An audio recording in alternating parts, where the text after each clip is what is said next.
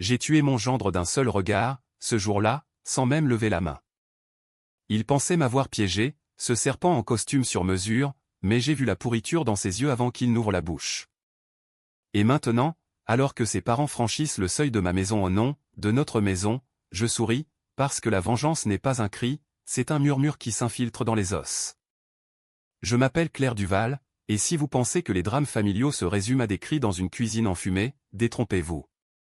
À Paris, dans le 16e arrondissement, où les immeubles haussmanniens gardent jalousement les secrets des bourgeois en déliquescence, les vraies tragédies se jouent en silence, entre le tintement des verres de Bordeaux et le froissement des billets dans les coffres-forts. J'ai 58 ans, un mari enterré depuis 10 ans sous une dalle anonyme au Père-Lachaise, et une fille, Sophie, qui a épousé l'homme qui a volé ma vie. Pas d'un coup de poignard théâtral, non d'un contrat notarié, d'un sourire carnassier, d'une promesse empoisonnée. Laurent, mon gendre. Ce nom seul me donne la nausée, comme un arrière-goût de fiel sur la langue. Tout a commencé il y a 2 ans, lors d'un dîner anodin chez nous, rue de Passy. Sophie était enceinte de leur premier et unique, comme on le saura plus tard. Laurent, avec son accent du sud-ouest poli par les grandes écoles, a levé son verre de Château Margaux et a déclaré « Claire, votre maison est un joyau. Parfaite pour une famille en expansion. » J'ai ri, poliment, en servant les fromages. À l'époque, je voyais en lui l'homme providentiel, banquier chez BNP Paribas, charismatique, avec ses yeux verts qui font fondre les cœurs. Mais ce soir-là, j'ai remarqué un détail, la façon dont son regard glissait vers les moulures du plafond, vers les tapis persans hérités de mon père, vers la bibliothèque où sommeillent les actes de propriété de cette maison achetée en 1985 avec la sueur de 20 ans de journalisme au Monde. La maison. Ah, la maison. C'est elle qui a tout déclenché. 800 mètres carrés, un hôtel particulier rénové dans les années 70, avec jardin intérieur et cave à vin qui pourrait faire pâlir un sommelier. Mon mari, Étienne, l'avait acheté pour moi, pour que nos enfants grandissent dans l'histoire, disait-il. Sophie est notre unique, née d'un amour tardif et féroce. Après sa mort, un infarctus fulgurant lors d'un voyage d'affaires à Genève, j'ai tenu bon. J'ai élevé Sophie seule, en la protégeant des vautours. Mais Laurent était un vautour en plumage de paon. Le lendemain de ce dîner, il m'a appelé. « Claire, j'ai une idée folle. Mes parents vieillissent, seuls à Bordeaux. Votre maison est si grande. Et si on les installait au rez-de-chaussée? Vous gardez l'étage, on réaménage tout. C'est parfait pour Sophie et le bébé. » Sa voix, mielleuse au téléphone, comme un sirop trop sucré qui colle au palais. J'ai hésité, bien sûr. Mais Sophie, rayonnante avec son ventre arrondi, m'a supplié « Maman, ce serait génial. » Laurent a tout calculé, les notaires, les travaux. Et toi, tu ne seras plus seul. Seul. Le mot qui m'a fait fléchir. Depuis Étienne, les nuits étaient un gouffre, un silence meublé seulement par le tic-tac de l'horloge comtoise. J'ai dit oui. Erreur fatale. Les semaines suivantes ont été un tourbillon, artisans italiens pour les parquets, décorateurs pour les fresques murales. Laurent supervisait tout, avec cette efficacité chirurgicale qui me fascinait. C'est pour la famille, répétait-il, en signant les chèques que je lui tendais. Je n'ai rien vu venir. Pas les factures gonflées, pas les appels discrets à son notaire personnel, pas la clause cachée dans l'acte modificatif, un usufruit partagé, qui, à ma mort, ferait de lui le propriétaire majoritaire. Il avait tout prévu. Tout, sauf ma mémoire. Le jour où j'ai découvert la vérité, c'était un mardi pluvieux de novembre. Sophie était à l'hôpital pour une échographie aux fausses alertes, mais stressante. J'étais seul dans la maison, fouillant dans le bureau de Laurent pour trouver un dossier fiscal oublié. Au lieu de ça, j'ai trouvé une liasse de documents, plans de rénovation qui transformaient le rez-de-chaussée en appartement indépendant pour ses parents, mais avec une sortie arrière donnant sur la rue, isolée de l'étage supérieur. Et là, l'acte, cession progressive de droit, au bénéfice de Laurent Moreau, en cas de décès de Claire Duval. Mon nom, barré d'un trait rouge, comme une sentence. Mon cœur a cogné si fort que j'ai cru revivre l'infarctus d'Étienne. J'ai lu, relu, jusqu'aux annexes, ses parents, ruinés par des investissements foireux à Bordeaux, dépendaient de lui. Il les sauvait en me saignant à blanc. Et Sophie? Collatéral damage, une marionnette dans son théâtre. La rage m'a envahi comme un acide, brûlant les veines, dissolvant les illusions. Pas de larmes, oh non, les Duval ne pleurent pas en public. On rumine, on affûte. J'ai passé la nuit à fouiller, compte en banque offshore, mais à un avocat véreux, même un testament falsifié où il me dépeignait comme fragile mentalement. Il voulait me pousser à bout, me faire interner peut-être, pour accélérer l'héritage. À l'aube, j'ai souri pour la première fois depuis des mois. Pas un sourire joyeux, non un rictus de loup qui sent la proie blessée. C'est là que j'ai commencé à préparer. Pas avec des armes, ces trucs vulgaires de films américains. Non, en France, la vengeance est un art subtil, une danse de masque où l'on frappe l'âme avant le corps. J'ai contacté mon vieil ami, Maître Lefebvre, notaire à Neuilly. Claire, c'est du lourd, a-t-il murmuré au téléphone, en sirotant son café noir. On a inversé les clauses, un trust familial verrouillé, où la maison reste mienne à vie, et ses investissements deviennent des dettes à rembourser sous peine de saisie. Mais ça, ce n'était que le début. Le vrai poison, c'était psychologique. Je devais le voir se consumer de l'intérieur, douter de lui-même, de son empire de mensonges. Ses parents sont arrivés le lendemain, comme prévu. Pierre et Marie Moreau, la soixantaine usée, avec leurs valises cabas et leurs airs de provinciaux éblouis par Paris. Quelle splendeur, s'est exclamé Marie en embrassant mes joues. Pierre, un ancien employé de banque comme son fils, a serré ma main avec une vigueur feinte. Laurent rayonnait, Sophie à son bras, le bébé une fille, Élise gazouillant dans son couffin. Le dîner d'inauguration, foie gras de canard, magret aux truffes, et un Bordeaux 2005 qui coûtait une fortune. J'ai trinqué, les yeux dans les yeux de Laurent. À la famille, ai-je dit. Il a souri, inconscient du piège qui se refermait. Les premiers jours, tout était idylle.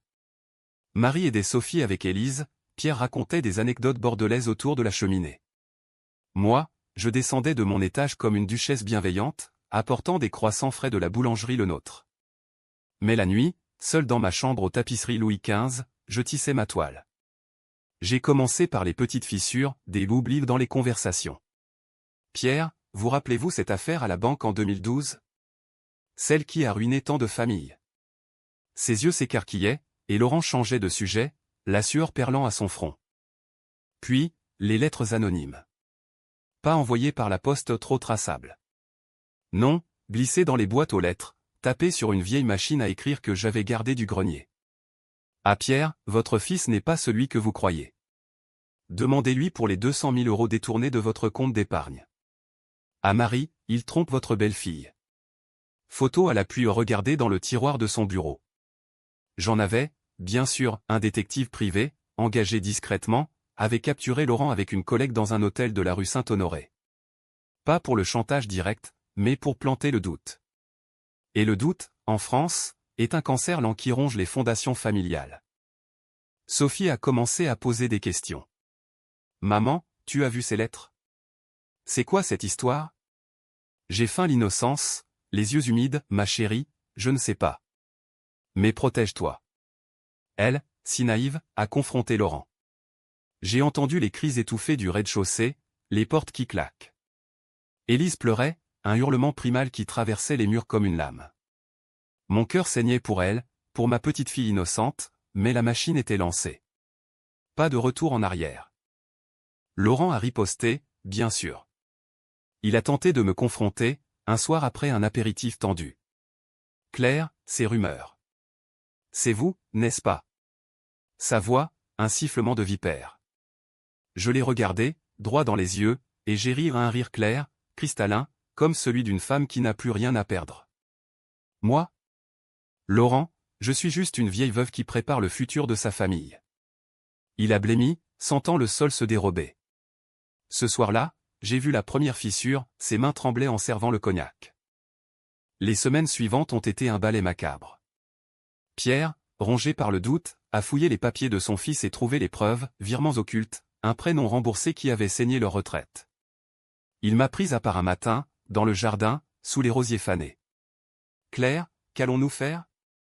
Sa voix brisée, comme un homme qui voit son monde s'effondrer. J'ai posé ma main sur la sienne, maternelle.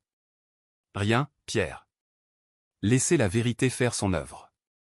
Il a hoché la tête, les larmes aux yeux, et ce fut le début de sa propre vengeance, des appels à ses anciens collègues, des plaintes discrètes à la banque. Marie, plus intuitive, a confronté Sophie. Ton mari. Il n'est pas net. Sophie, enceinte à nouveau au miracle ou malédiction, a craqué. J'ai trouvé ma fille en pleurs dans la cuisine, le ventre rond contre le marbre froid. Maman, et si c'est vrai? J'ai serré contre moi, inhalant son parfum de jasmin, et j'ai murmuré, alors, on le renvoie d'où il vient. Pas de rage, juste une calme détermination, celle des femmes françaises qui ont survécu aux guerres et aux amours perdus. Laurent s'effritait. Les nuits blanches, les disputes conjugales qui filtraient jusqu'à mon étage comme des échos sinistres. Il buvait plus, ce whisky écossais qu'il cachait dans le bar. Un soir, ivre, il a descendu les escaliers en titubant et a tambouriné à ma porte. « Sortez de ma vie » hurlait-il. J'ai ouvert, en peignoir de soie, impassible. « Ta vie ? Cette maison est la mienne, Laurent. Et toi, tu n'es qu'un locataire en sursis. » Il a levé la main à un instant, j'ai vu la violence brute dans ses yeux. Mais il s'est ravisé, se rappelant les caméras que j'avais installées ou pour la sécurité d'Élise. Il est reparti, vaincu, le dos voûté. Le climax est arrivé un mois plus tard, lors d'un dîner de Noël anticipé. La table dressée comme un champ de bataille, dinde rôtie, bûche de Noël, et au centre, le dossier que maître Lefebvre m'avait livré. J'ai attendu le dessert, le silence pesant comme un linceul. Puis, d'une voix douce, « Laurent, j'ai une surprise. » J'ai posé le dossier devant lui. Acte notarié, preuve de fraude, témoignage de ses parents. Ses yeux se sont écarquillés, le sang désertant son visage. Comment? Sophie, à ses côtés, a lu en silence, puis a repoussé sa chaise, Élise sur les genoux. C'est fini. Ses parents se sont levés, Pierre avec une dignité retrouvée, « Fils, tu nous as trahis tous. » Marie, en larmes, a ajouté, « Rentre à Bordeaux. » Seul. Laurent a balbutié, supplié, mais le venin était injecté. Il a quitté la maison ce soir-là, valise à la main, sous une pluie battante qu'il avait pari de ses péchés. Sophie a divorcé 6 mois plus tard, un procès propre et rapide, avec moi comme témoin star. La maison? Elle reste mienne, un bastion imprenable. Élise grandit à l'étage, riant aux éclats, ignorant les ombres. Et moi? Je dors mieux, maintenant. La vengeance n'a pas effacé les cicatrices, oh non, elle saigne encore la nuit, quand je pense à Étienne, à la confiance brisée. Mais elle m'a rendu entière, forgée dans le feu de la trahison. À Paris, la vie continue, les croissants chauds, les promenades le long de la Seine, les secrets enterrés sous les pavés. Si Laurent revient un jour, qu'il sache, la porte est ouverte, mais le piège est toujours tendu. Les jours suivant l'arrivée des Moreau ont été un mensonge si bien ficelé que même moi, qui tirais les ficelles, j'y ai presque cru. Du moins, en surface. Le matin, je descendais avec un plateau de petit déjeuner, pain au chocolat encore tiède de la pâtisserie du coin, confiture de figues maison, et du café filtre fort, comme Pierre l'aimait.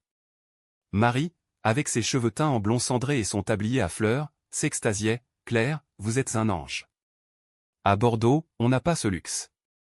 Je souriais, les lèvres pincées, en pensant, ange? Plutôt un démon en robe de chambre. Intérieurement, c'était une tempête. Chaque regard croisé avec Laurent ravivait la brûlure de la trahison. Je le voyais, ce matin-là, en chemise blanche impeccable, nouant sa cravate devant le miroir du salon. Ses gestes précis, presque mécaniques, comme s'il répétait un rôle appris par cœur.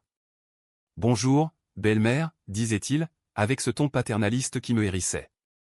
Je répondais d'un hochement de tête, en versant le café, mais mon esprit hurlait, « Tu penses m'avoir volé ma maison, mon héritage, mais tu ignores que j'ai enterré pire que toi dans cette terre. » Sophie, ma Sophie, était le cœur de tout ça. À 29 ans, elle avait cette beauté fragile des femmes françaises qui ont lu trop de Proust, yeux noisettes, cheveux châtains cascadant en boucles indisciplinées, et un rire qui pouvait illuminer une pièce ou la briser en 1000 éclats. Elle adorait Laurent, ou du moins l'aimait elle avec cette passion aveugle des premiers amours tardifs. Ils s'étaient rencontrés à une soirée networking à l'Opéra Garnier où elle, graphiste freelance, lui, l'ascension fulgurante. Il m'a sauvé de la solitude, maman, m'avait-elle confié un soir, les yeux brillants. Sauvé? J'aurais dû voir les chaînes dans ses mots. Ce jour-là, après le petit déjeuner, je l'ai prise à part dans le jardin. Les rosiers de ma mère, plantés en 1968, fleurissaient encore malgré l'hiver doux. « Comment vas-tu, ma chérie ?» ai-je demandé, en cueillant une rosée, ignorant les épines qui me piquaient la peau. Elle a haussé les épaules, caressant son ventre. Fatiguée, mais heureuse. Laurent est si attentionné avec les travaux. Regarde, il a même commandé un berceau sur mesure de chez Christophe. J'ai hoché la tête, le cœur serré. Attentionné. Le mot sonnait faux, comme un vin corqué. La vérité, je la portais en moi comme un secret putride. Depuis la découverte du dossier, je n'avais pas dormi d'une traite. Les nuits étaient hantées par des flashbacks, Étienne, riant dans ce même jardin, nous apprenant à Sophie à faire des ricochets sur le bassin. La vie est un ricochet, Claire. Il faut savoir rebondir. Et moi, rebondissant maintenant sur le vide laissé par ce gendre parasite. J'avais compilé un dossier personnel, plus épais que celui de Lefebvre, photo du détective, relevé bancaire piraté via un contact au fisc, un vieil amant de fac, redevable d'une faveur, même des enregistrements audio de ses appels à l'avocat. Accélère le processus. Elle est fragile, veuve, facile à manipuler. Sa voix, froide comme un scalpel. Mais la vengeance ne se nourrit pas que de preuves, elle exige du timing, de la patience, cette vertu française que les Anglais appellent stoïcisme mais qui est en réalité une rage contenue. J'ai commencé par l'isoler. Subtilement. À Pierre, j'ai glissé des anecdotes sur les banquiers bordelais qui ont ruiné des familles honnêtes dans les années 90. Il hochait la tête, les lèvres serrées, se rappelant sans doute ses propres échecs. À Marie, des ragots sur les infidélités des maris parisiens, si stressés par leur travail. Elle riait nerveusement, jetant des regards à Laurent. Le premier craquement est venu d'une broutille, un appel de l'artisan. Madame Duval, pour les travaux du rez-de-chaussée, Monsieur Moreau a demandé de percer une sortie indépendante.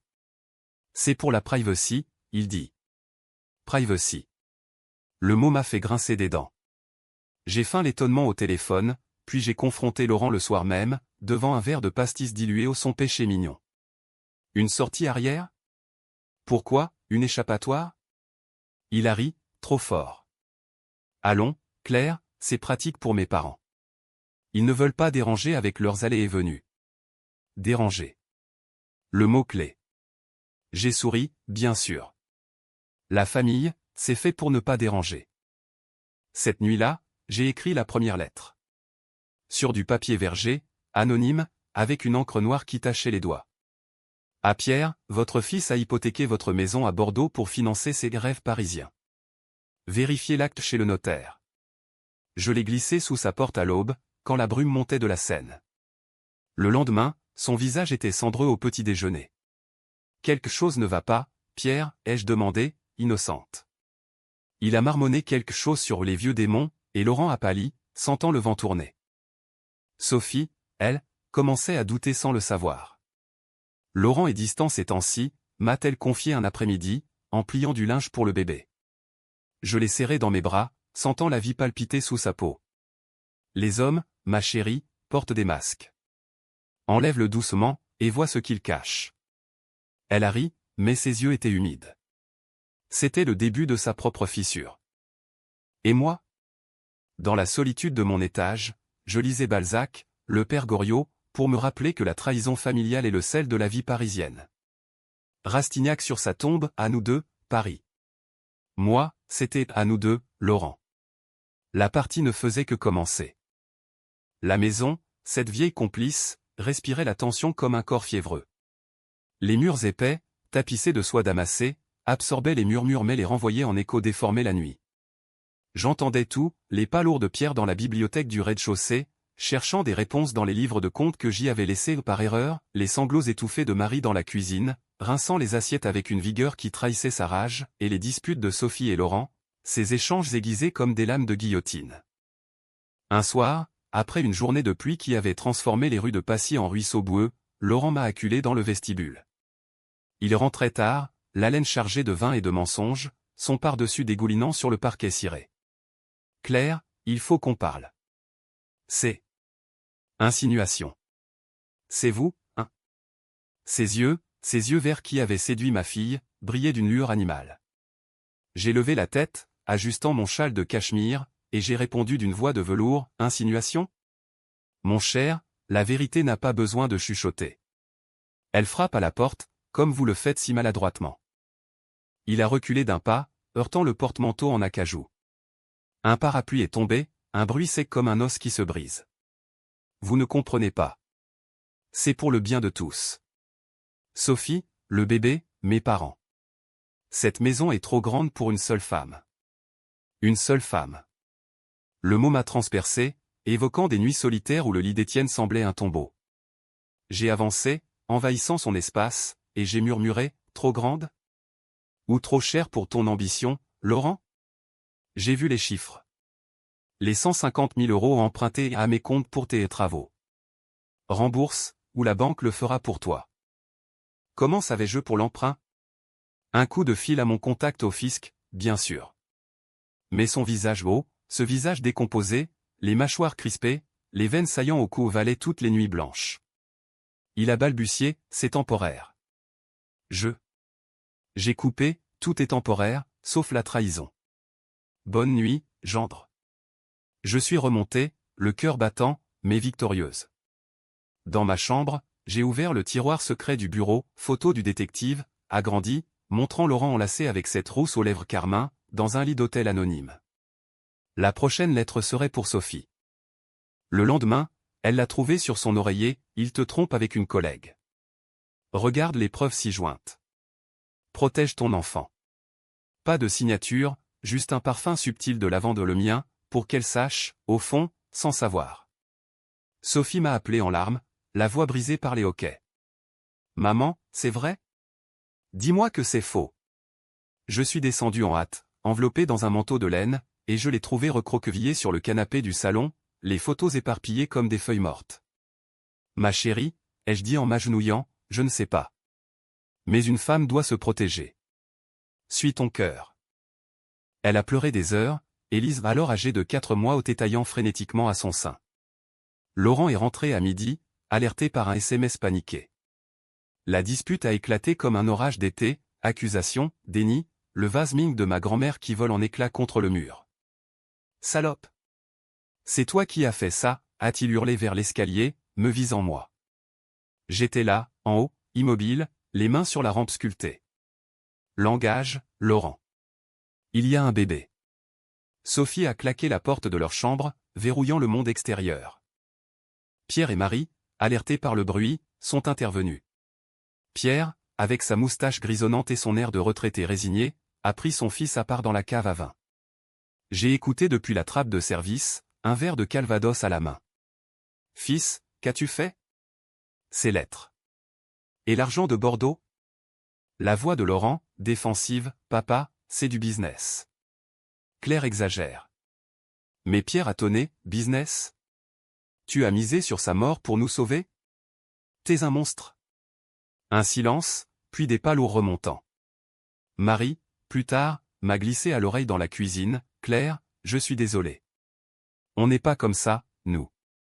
La maison vibrait de ses fissures, chaque craquement un pas vers l'abîme. Moi, je continuais mon rôle, dîner pantagruélique où les couteaux à huîtres semblaient des armes prêtes à frapper, promenade avec Élise dans le jardin où je lui chuchotais des secrets sur les méchants qui s'envolent comme des feuilles. La psychologie de la vengeance, c'est ça, éroder l'autre jusqu'à ce qu'il se brise seul. Laurent maigrissait, ses costumes flottaient, ses sourires étaient des grimaces. Au bureau, les rumeurs enflaient, j'avais un contact là-bas, une ancienne stagiaire redevable. Fraude interne, murmurait-il. Son ascension s'inversait en chute libre. Une nuit, incapable de dormir, je suis descendu à la cuisine. La lune filtrait par les vitraux, peignant le sol de bleu et d'or. Laurent était là, affalé sur la table, une bouteille de rhum vide à la main. Pourquoi, a-t-il murmuré en me voyant. J'ai allumé la lumière tamisée, versé 2 verres d'eau. Parce que la famille, ce n'est pas un contrat, Laurent. C'est du sang. Il a ri, amer. Du sang? Vous, les Parisiens, vous parlez comme dans vos livres. Moi, j'ai grandi dans la misère. Cette maison, c'est ma chance. Sa vulnérabilité m'a presque attendri, presque. Ta chance? C'était la mienne. Et tu l'as empoisonné. Il est parti en titubant, me laissant avec le poids de ses mots. Misère. Était-ce une excuse? En France, on pardonne les origines, mais pas la cupidité. Le lendemain, j'ai envoyé l'email anonyme à son patron, pièce jointe, preuves irréfutables. La machine s'accélérait. Les doutes de Sophie étaient devenus une plaie ouverte, suintante, infectant tout. Elle errait dans la maison comme un fantôme, les yeux cernés, le ventre gonflé d'un second enfant qui semblait maintenant une malédiction. « Maman, je ne sais plus qui il est », me confiait-elle lors de nos thés l'après-midi, dans le petit salon aux Bergères Louis XVI. Je versais le Darjeeling fumant, ajoutant une larme de lait, et je répondais, « Tu le connais depuis le début, ma chérie. C'est nous qui avons fermé les yeux. » Elle hochait la tête, mâchant ses biscuits secs, et je voyais en elle mon reflet à 20 ans, idéaliste, brisé par l'amour. Laurent, lui, contre-attaquait avec une férocité désespérée.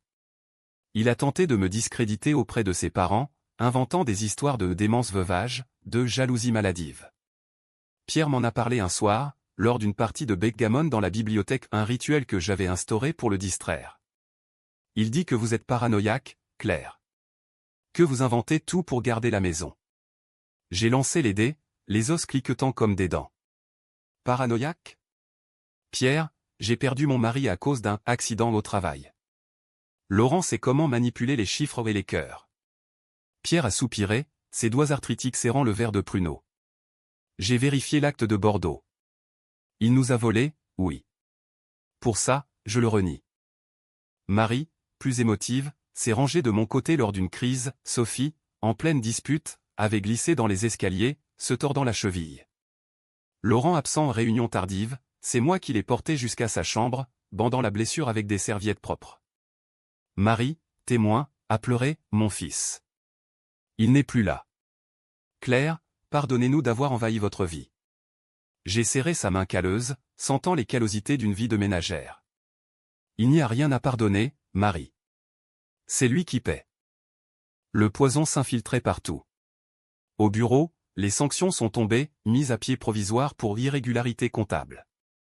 Laurent est rentré ce jour-là, le visage ravagé, jetant sa veste sur le porte-manteau comme un défi. Il m'a trouvé dans le salon, brodant un trousseau pour le bébé ou une russe pour observer. Vous avez appelé la banque, n'est-ce pas? Espèce de sorcière. J'ai piqué l'aiguille dans le tissu, un point rouge de sang perlant.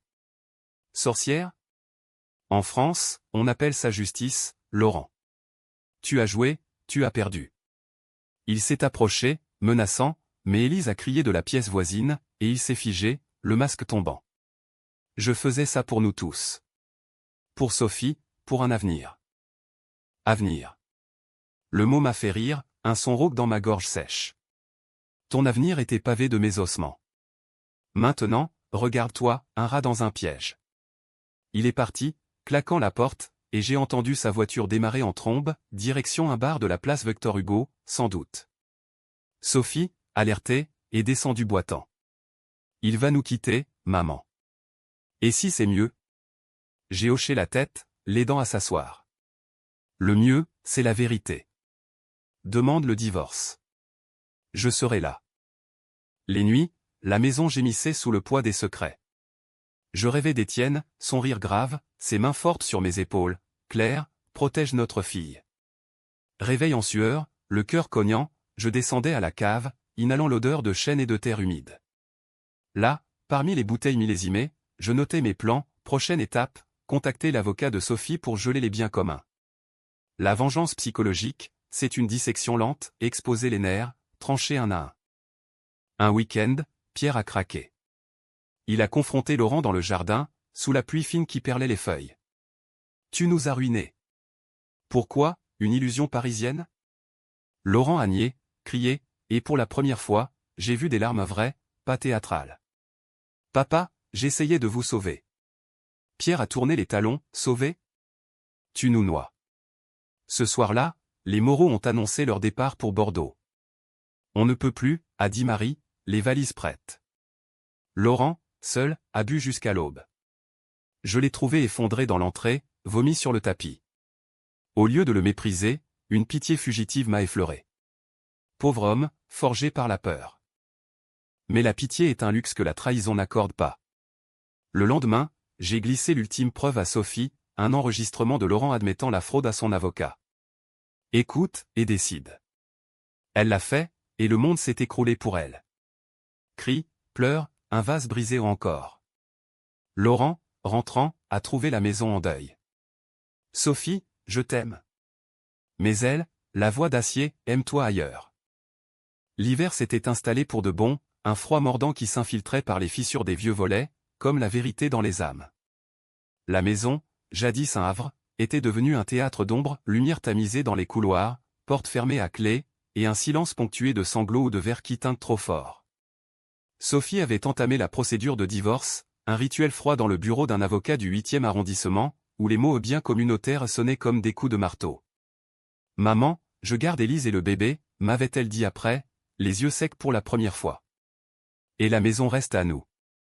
Laurent, évincé du rez-de-chaussée vide, squattait un hôtel meublé près des Champs-Élysées où, ironie du sort, payé avec ses derniers fonds.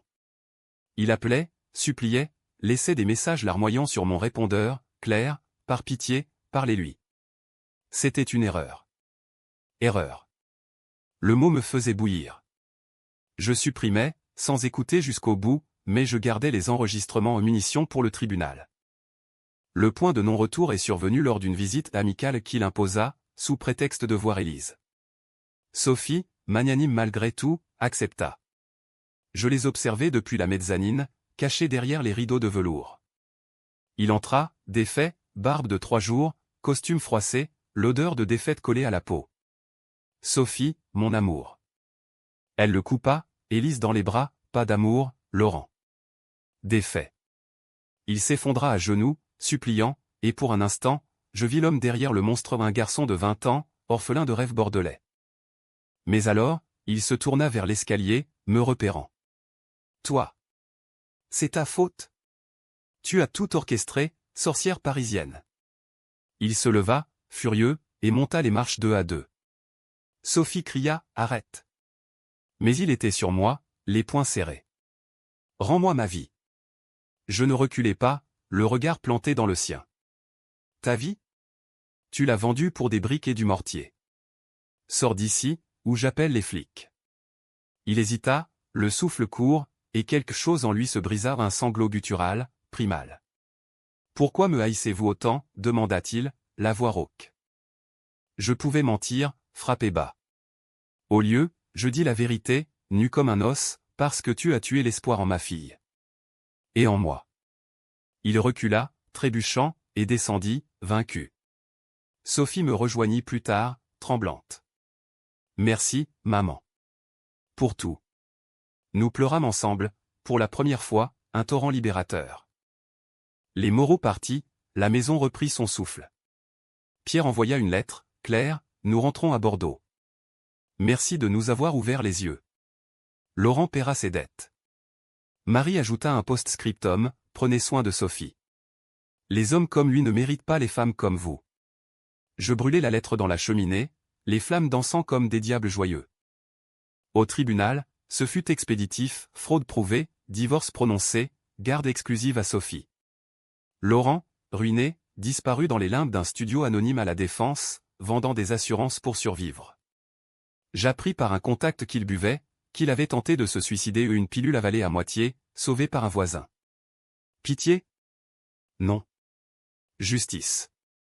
Le printemps revint sur Paris comme une absolution, les marronniers de la rue de Passy explosant en bouquets crème, l'air chargé de l'odeur de terre mouillée et de croissants brûlants. La maison, purgée de ses fantômes, respirait à nouveau, rire d'Élise dans le jardin, Sophie fredonnant des berceuses provençales au second bébé, un garçon nommé Étienne en hommage. Moi ? J'étais la matriarche ressuscitée, marchant plus droite, le regard clair, hanté seulement par des ombres fugaces. Laurent réapparut une fois, 6 mois après le verdict. Un soir d'été, cognant à la porte comme un mendiant. Juste pour voir Élise, implora-t-il, les yeux injectés de regret. Sophie, émue malgré tout, le laissa entrer pour une heure supervisée. Je restai en retrait, dans la cuisine, épluchant des artichauts avec une précision vengeresse. Il sortit brisé, murmurant un merci que je n'entendis pas. La vengeance achevée, vint le vide.